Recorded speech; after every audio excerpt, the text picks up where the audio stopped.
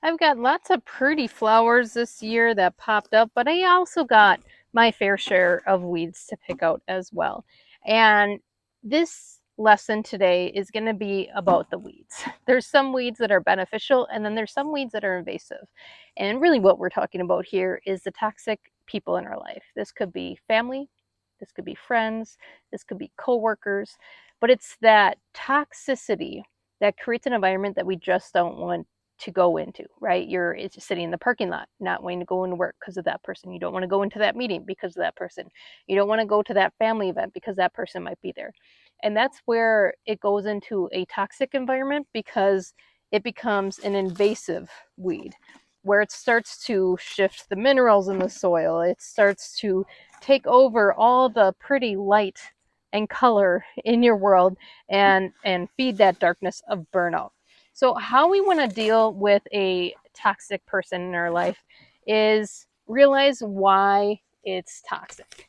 So, if it's affecting you, it means that you're allowing a hold of that toxicity over you.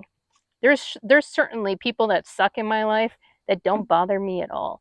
And then there's people in my life that also suck, but I feel like that weights on me after I see them, after I'm in a meeting with them, after I see them at a family event, and it just like ruins my day.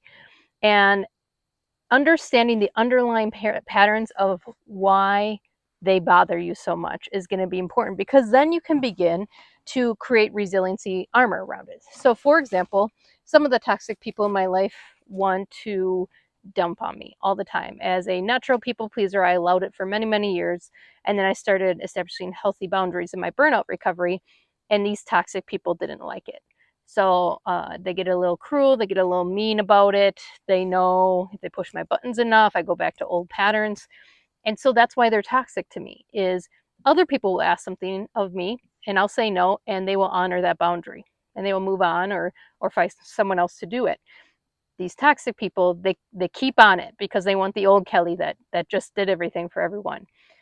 So I understood that pattern and realized if I cave in, I just feed more of that pattern. I give them permission to have that toxic energy around me. So I just have to hold stronger and more consistent and clear boundaries with them. And eventually we will break this pattern. So when you think of the toxic people in your life, what is the underlying pattern?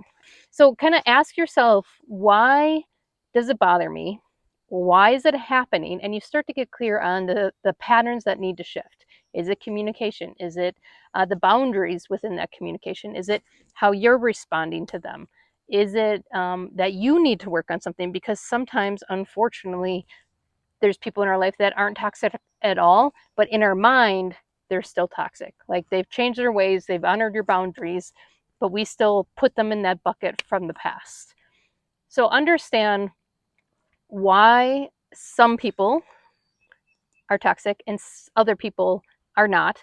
And then start asking why's behind it affects you so much because you're the only one that gives access and permission to your own energy. And when you start to pick out all the toxicity and why it's happening and rerouting it, it allows room for more color, more beauty in your days.